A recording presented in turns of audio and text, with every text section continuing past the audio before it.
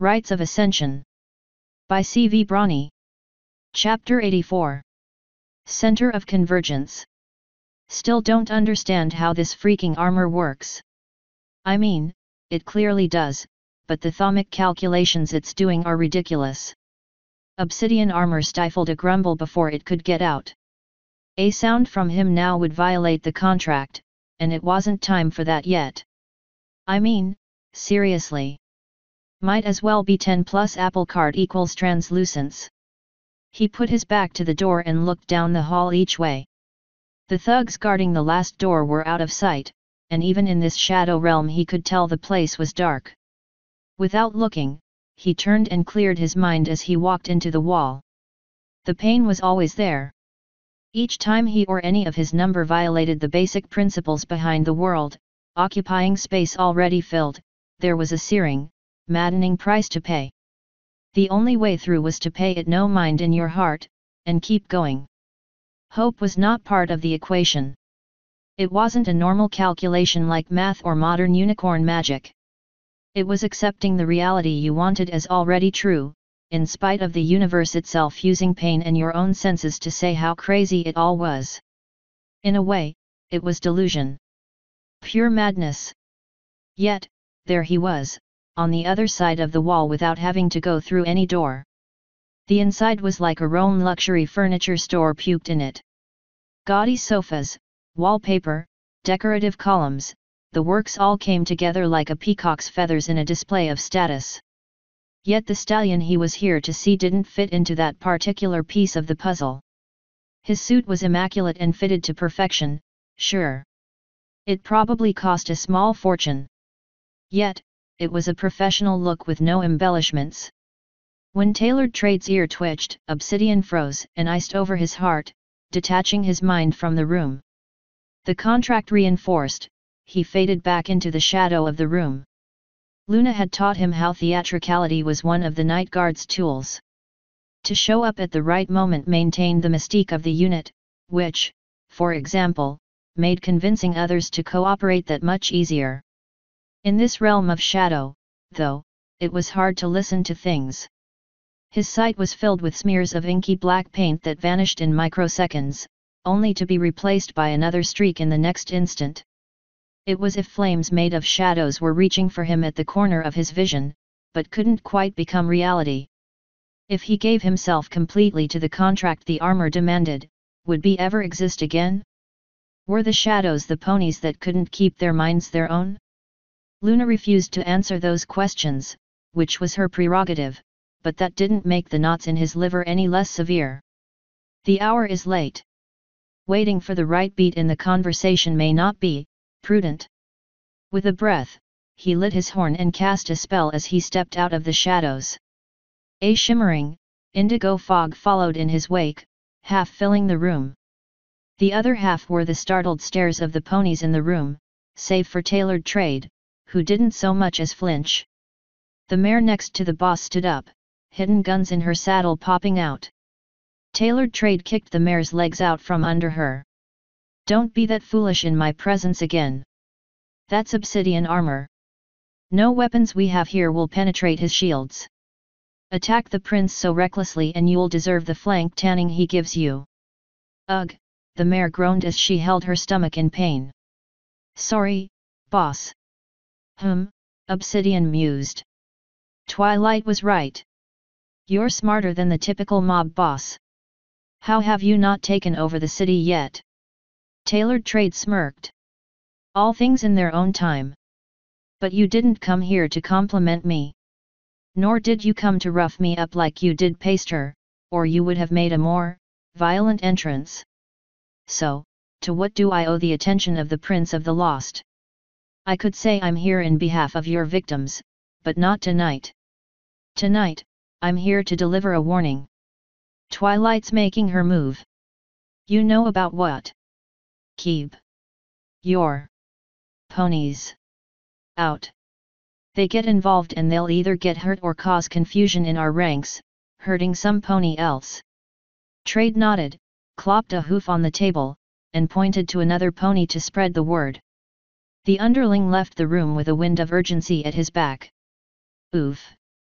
The mayor climbed back to the table. Just like that? What if it's a trap? Trade rolled his eyes. If it was, they wouldn't send the prince for that. Not when he could just as easily take us all down, like those pirates in San Palomino. Obsidian felt his chest puff out. Good, you heard about that. Now, as fun as this has been, I'm afraid I have something else to look into. Trade motioned to the door. Please, don't let me keep you. With a few steps into the shadows, and a few whispers to his own heart, the black flames in his vision returned. Unseen, he left the room and the building. Good luck, sis. This one I can't help you with. Asterisk. All stations, report in. Twilight pressed the radio to her ear, listening over the wind and the slight hum of the 4 magic circles in front of her. She had unfurled her map to match up with the city in front of her. The night sky paled under the influence of the city lights, its clouds illuminated in gold. Masses of Pegasus-led emergency response teams surrounded her, hovering and waiting for her word. Dozens more waited underground in the tunnels of the city. Team Alpha 1, ready. This is Team Alpha 2, ready and waiting. Team Alpha 3, ready. She marked each team off on her checklist as they reported in, eventually getting to over 100 response teams. Police, fire, medical, and military ponies organized together to breach, clear, and rescue in every hiding spot the changelings had. There's no way the changelings don't know something is up.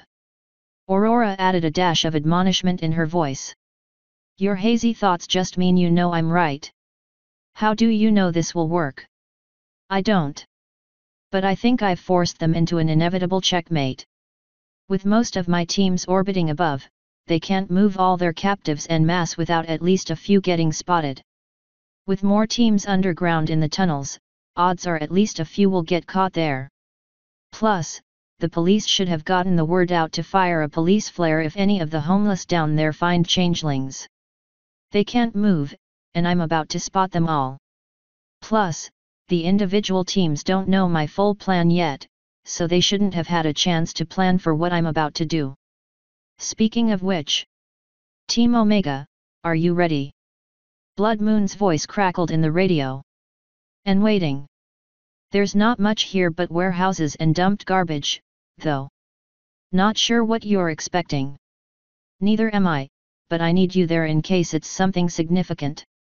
As for every pony else, listen up, I'm only going to say this once before it's go time.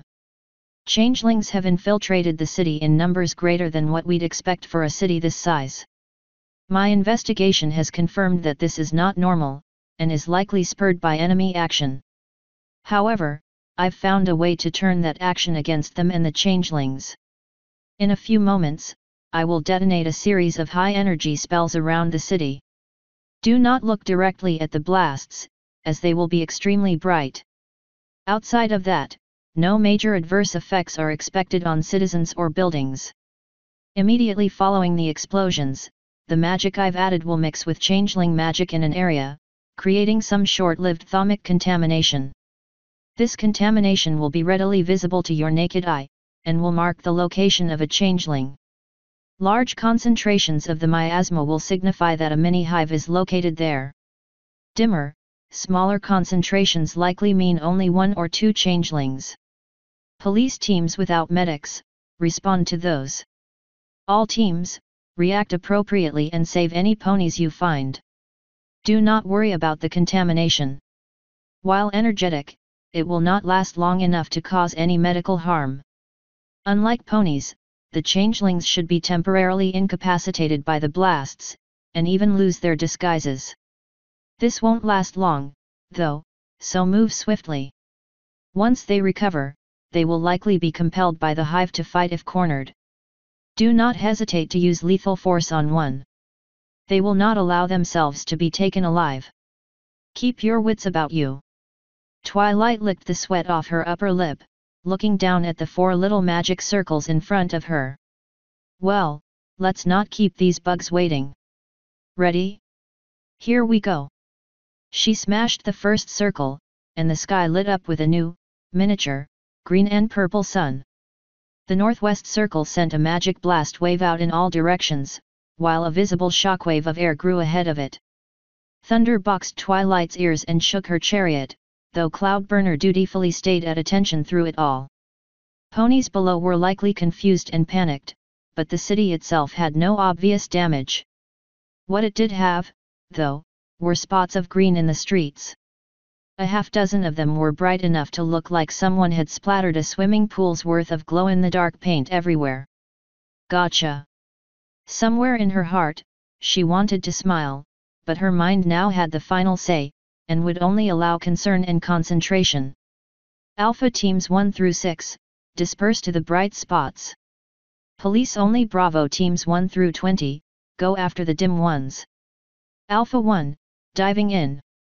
This is Alpha 2, already on our way. The radio exploded with chatter as the teams gave running reports, and Twilight reached out to the second circle. Not going to give you time to get your bearings, Chrysalis. She smashed it, and light bloomed out in the north.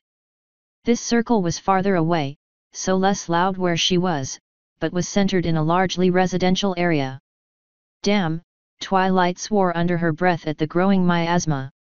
Alpha teams 7 through 15, you have your targets.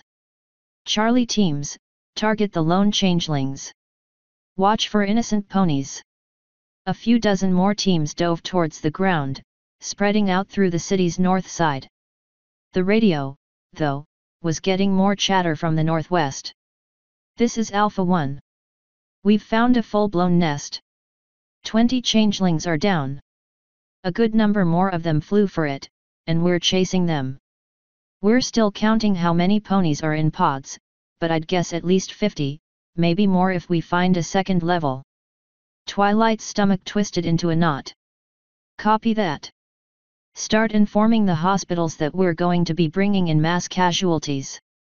Which hospitals? Some pony slow on the uptake ask over the radio. All of them. Twilight smashed the east circle, and the sky lit up once more.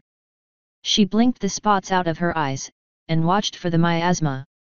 Alphas 16 and 17, you're up. Delta teams, go for the individual changelings. Understood. Engaging. Twilight, this is Intelligentsia. I've been listening on the other channel. A large number of the fleeing changelings are heading in directions that will have them converge on one location, mine. We're ready for them, but that also means something important really is there. Copy that. Twilight took out a red pen and circled the spot. Let me know when you engage. I'll arrive when I can. That area should be devoid of civilians this time of night. You are clear for weapons free. Understood. Intelligentsia, out. Twilight cracked and shattered the remaining circle, setting off the last of the spells. The industrial southeast lit up, bathed in a light that left a strong green afterglow. Nests of green looked like Pegasi had dropped swimming pools of paint from 100 meters up. Well, crap. A pit in her stomach dropped. Alphas 18, 19, and 20, go for the nests. Epsilon, back then up. Ignore individual changelings that don't directly get in your way. November, change of plans. Go back up Alpha and Epsilon. You sure? The night guard voice asked. Twilight pursed her lips. No. No, I am not. But I don't see any other options. You have your orders. What about us? Cloudburner asked from his harness. Feels like we should be down there. Twilight pulled in a breath, held it, and sighed. It does, doesn't it? But I need to coordinate from here, and I'll need you here in case of surprises. For now, they're on their own. This is Alpha 12, VIP located. She's in a pod, still alive. Twilight's ears twitched with her pounding heart. Copy that. Take her out slowly, and keep her asleep. She's kinda strong and if she reacts violently on waking, you might get hurt. Roger that. Yes. Found vinyl. Chalk 1 up for the Ponyville Winter Wrap-Up All-Team Organizer. Alpha Lead, give me a status update on the first teams. Alphas 1, 2, and 4 have successfully secured their hives and are in the process of rescuing ponies. The bugs put up a fight, but whatever you did really scrambled them. They didn't find their wings until it was already over. 3 and 5 found hives with lots of nooks and crannies to hide in. It will take time to fully clear. Understood. A dot of color caught Twilight's eye, and she looked up towards where it was. She had to look around as the dot tried to hide from her, but it was there, followed by dozens of others. Intelligentsia, heads up. They'll be in attack range in a few seconds. Oh, I know. And we've got the party all ready. I even brought cupcakes. Always one step ahead, Twilight thought with a smile. Moon speed, General. Asterisk. Intelligentsia chugged the last of her soda and tossed the can aside. The little law-abider in her screamed about littering, but given that the whole place around her was made of litter, it hardly mattered. Technically the few decrepit buildings around her were warehouses, but the proximity of the landfill meant ponies often snuck in at night and dumped garbage all around to avoid paying for large item removal fees. And if you're already breaking that law, might as well clean out your cart while you were at it. The end result was a warehouse district covered in trash. The faint buzzing of insect wings pricked at her ear, and she took a step back to be rump-to-rump with Cardinal Bloodmoon and Acolyte Sable Seer, the latter of whom was Obsidian Armor's new right hoof. The opening wave was in front of her, 17 by her count. Memories of the hive swarming canterlet pounded at her thoughts, only to be stabbed in the gut. No. I've been training for years. This time will be different. 7 of the changelings clumped up next to each other, grabbing hold of each other and glowing green. Flames consumed them, leaving behind the smoldering, hulking, angry mass of a single, enormous changeling. The buzz from its new wings was more of a roar, and it shook the ground as it landed. Well now, Bloodmoon said with a smirk. That's different. Shut it. Intelligentsia pulled out her guandeo, and the blades clicked open. I got the big one, you take the little ones. Acknowledged. Bloodmoon flapped his wings and disappeared into the night. A second later, one of the changelings had his head go missing. My turn. Intelligentsia swung her guandeo as the monster changeling roared, sending a cutting wave of energy at its mouth. The changeling bit down on it, breaking the spell into pieces. Kaiden armor profile seems the same as the others, just thicker. She reached out with her magic, grabbing hold of every bit of trash around her. Everything from the can of soda she discarded earlier to a pair of old, full-size sofas was floating in her golden magic. The giant changeling pawed at the ground and roared, then charged her at full speed. Just what I needed. She launched the debris as a stream of trash chasing her quarry, some parts hitting head-on, while others missed as the changeling dodged. The sofa hit true, only to be shrugged off by thick armor. Intelligentsia ducked, narrowly missing a stream of green telekinetic force that would have put a new hole in her head. Her follow-up was a backflip, and she could feel the air rush as the changeling swept with its somewhat undersized legs right where she was standing. Interesting, she said as she backflipped away several more times. You're quicker than you look. She pulled back with her guandeo, and with a twinkle of her horn, the world blurred. Space moved around her in the blink of an eye, and her blade thrust forward. The changeling had tossed itself sideways by instinct, but not fast enough against a pony capable of passage. Her weapon sliced into the side of the armor rather than a true hit with a thrust, but the edge still eagerly cut into the chitin. A 2-inch deep gash was left in its barrel, a scar and weak spot on her foe. The changeling had lunged forward to get out of range of a second strike, but Intelligentsia was still smiling. She twisted the polearm around, and struck it again with the other blade as it fled. Her ears flinched from the screech it let out from the hit, and she turned to keep facing it as it moved. The changeling also turned back around to face her, angry and wounded, and thus, all the more dangerous. Intelligentsia held up her blade to show it the dripping green blood, even going so far as to sniff the acrid goo as it sparkled in the flashes of combat magic going off around her. That chitin has a diminishing return as armor as it gets thicker. Enters.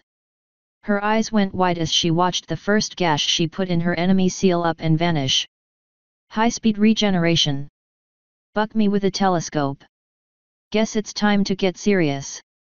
She grabbed hold of the mantle covering her body, and tossed it aside. Underneath was the brand new set of purple and gold armor now being issued to the Royal Guard.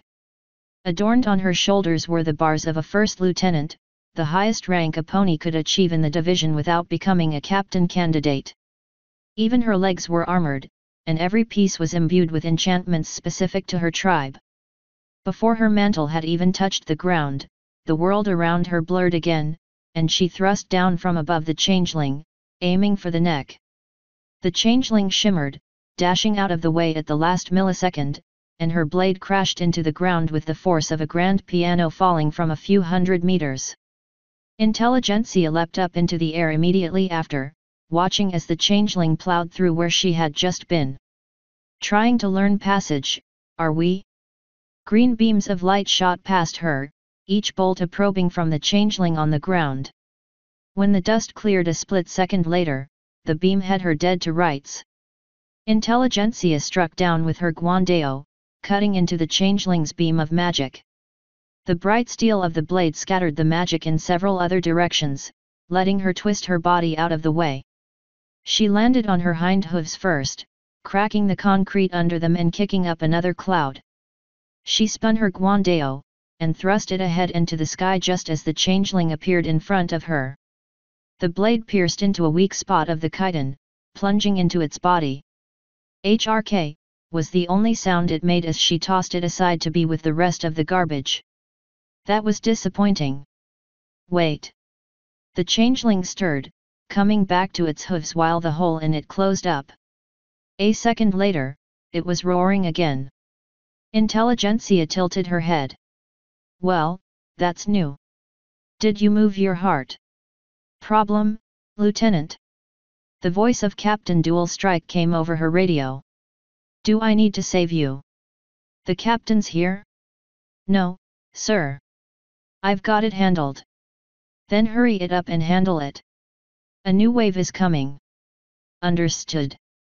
Intelligentsia stepped through passage, thrusting ahead into the changeling's chest, only for it to dodge again. She let herself get carried by the momentum, then used passage once more to turn herself around and attack.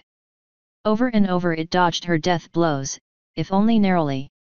Finally, she feinted with a strike, and instead pierced the ground and used the blade to fling dirt at its face. It shook it off with a supremely pissed look on its face, which only made Intelligentsia smile. She poured power into the polearm, spinning it like a blender, moving it left, right, and all manner of other directions around her to throw more dirt. The changeling backed off, seemingly looking for a new angle of attack away from the literal mudslinging. Intelligentsia stepped into passage, dragging her blade along the ground to throw even more disgusting trash dirt, this time along with some discarded wrappers. She followed it up with more spinning, more flinging, and another passage jump to keep the bug in range. She repeated this twice more, only for the changeling to finally charge through her fool's tactic and go for her throat. She could almost feel the teeth on her neck before whisking herself away through passage, arriving at her destination to her right and still facing her enemy. She resumed her strategy of throwing up rocks and carving up the landscape, fully aware the giant changeling wasn't going to be fazed at all by it anymore. If anything, it was now eager to rage through it, coming at her as soon as it had its bearings again. She stepped away again, this time to her right again, and the cycle repeated once more with a move forward. On the last one, though, the changeling didn't chase her. Rather, it charged its horn, picking up all the rocks she'd thrown in the last moments and hurling them her way in a horizontal hailstorm. Intelligentsia charged her horn, too, but this time passage would only see the rocks hit harder. Having studied and sparred with Captain Armor, though, meant passage wasn't her only means of moving around. She ripped through space-time, teleporting next to the changeling to deliver an uppercut. When she reappeared, though, the changeling wasn't there, only an overwhelming green light. Thunder struck her ears, and some huge force drove into her back and sent her flying. Pain thudded in her spine as she hit the ground and tumbled, rolling in the dirt again and again. Her kick off the ground to move again was just in the nick of time, as the changeling pounced into the spot where she had been. When it turned towards her, she was already standing and ready again. This obviously pissed the changeling off to no end as it roared louder than ever before. "What are you so angry about?" she scoffed. "I'm a lieutenant. Did you think I wouldn't have my personal shields up? Or that I wouldn't add extra protection to blind spots? Start taking me seriously." The changeling charged, and Intelligentsia jumped back in the direction she wanted to lead it. It lunged at her with its horn pointed forward, and when that missed, it did it again a tiny fraction of a second later. Each move it made missed by millimeters, each step forward countered with one step backward by Intelligentsia. Eventually, Intelligentsia took an opening to swing at its horn with her guandeo, missing as narrowly as the changeling had missed her. But her heart had no disappointment, as that attack wasn't the point. Rather, it made the changeling flinch, giving her just enough time to plunge her weapon into the ground and channel magic into it as fast as her horn would allow. The dirt under them lit up, and gold ropes snapped up to ensnare the changeling. It dodged the first, but that only led it right into the grasp of the second.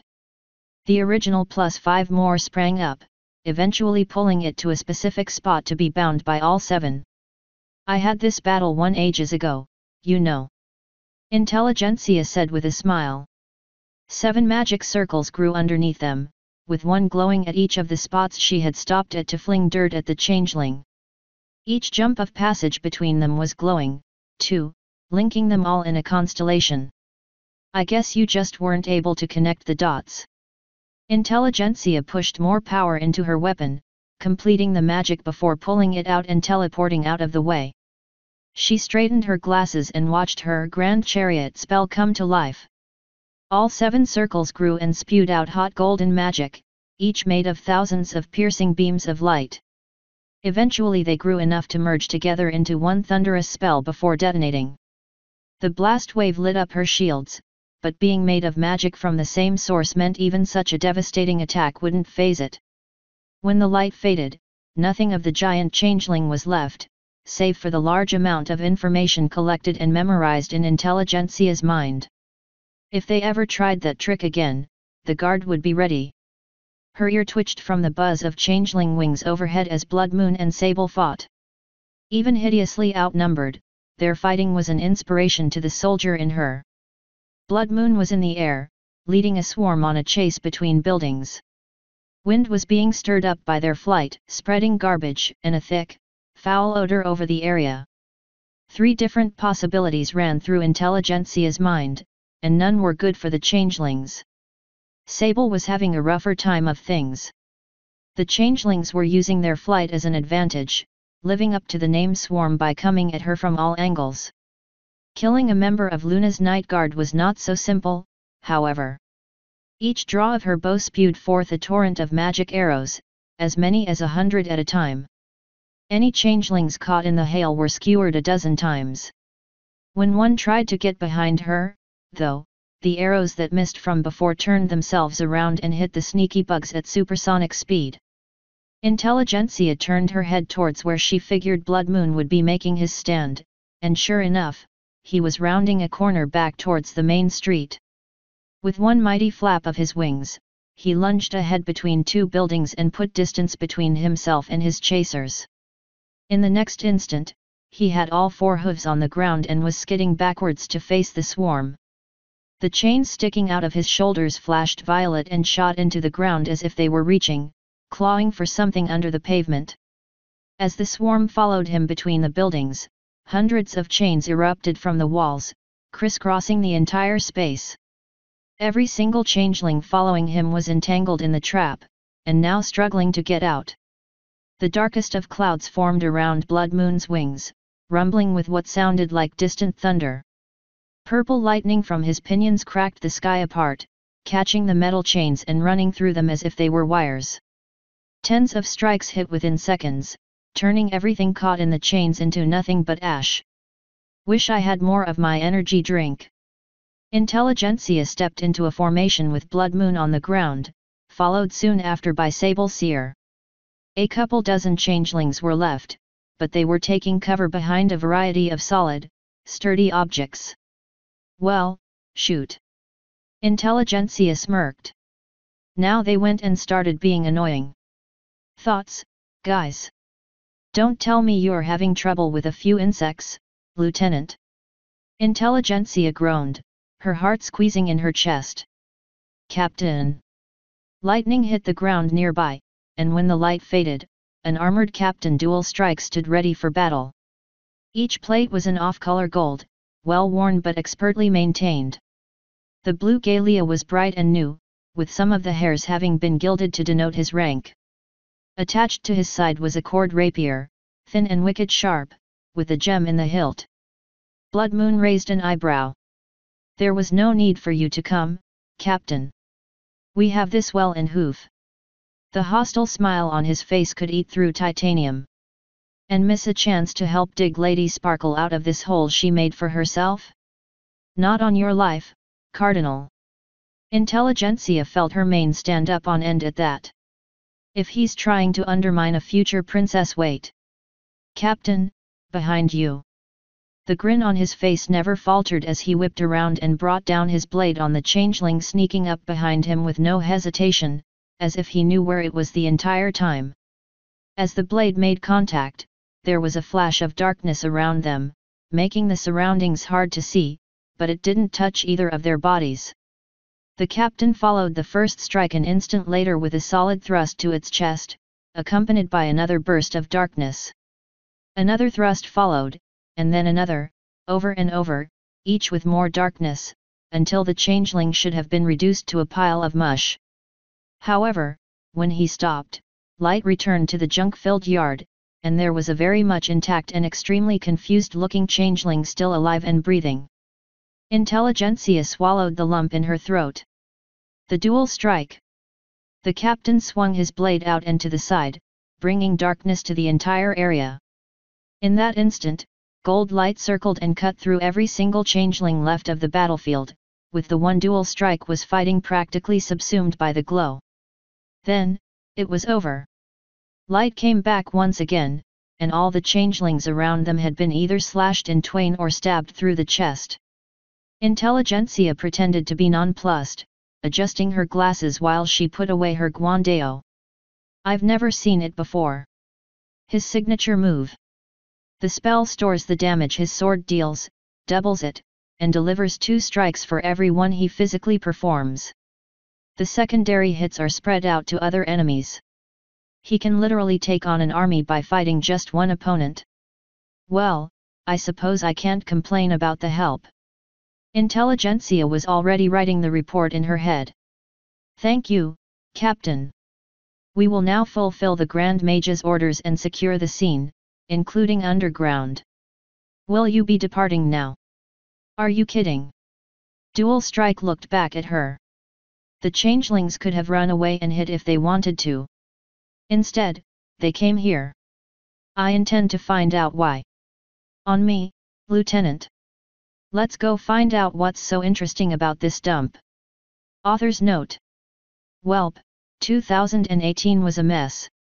Here's hoping I can be more productive in 2019. Also, the first scene isn't edited yet.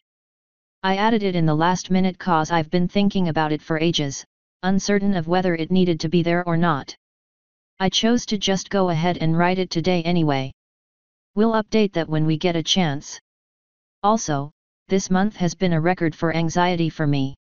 Just, ugh. On new medicine now, hopefully things get better. Thanks again for sticking with me. CV. End author's note.